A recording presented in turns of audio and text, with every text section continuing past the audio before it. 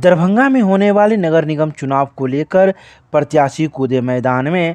Ward number 16 के भावी प्रत्याशी उम्मीदवार गौरी पासवान प्रचार प्रसार के मैदान में कूद पड़े हैं।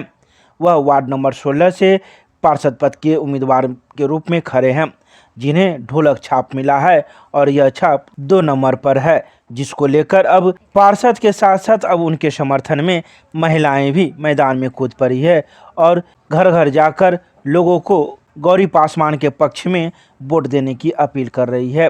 वहीं महिलाओं का कहना था कि हम गौरी पासवान के पक्ष में घर घर घूम रहे हैं और लोगों से वोट देने की अपील कर रहे हैं। गौरी पासवान को ढोलक छाप मिला है और यह 2 नंबर पर है। लोगों को कह रहे हैं कि 2 नंबर पर ईवीएम का बटन दबाएं और गौरी पासवान को पार्षद बनाकर वार्ड का विकास संपूर्ण कराएं।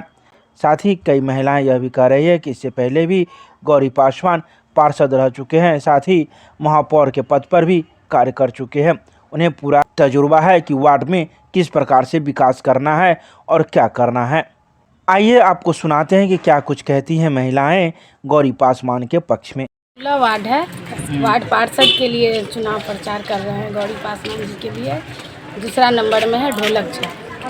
मतदाताओं से अपील करते हैं कि साथ मिलेगा, सबका सहयोग मिलेगा।